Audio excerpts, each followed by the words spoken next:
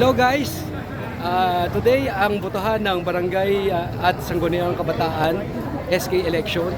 So ngayon, boboto ko ngayon dito sa Barangay Bagong Ilog. So let's check it out. Pasok na tayo sa loob. Tara! Hanapin natin yung presinto natin. Daming tao, grabe. Ayan, tingnan natin kung anong cluster tayo. 220D ang ating barangay presinto. 20D. Dito tayo banda. So, ang daming tao.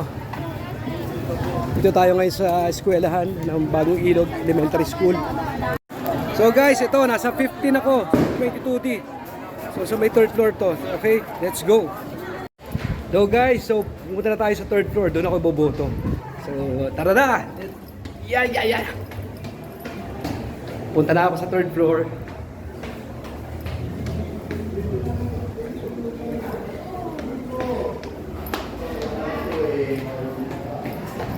So, nandito ako ngayon sa cluster 15 at dito ako boboto. So, check it out.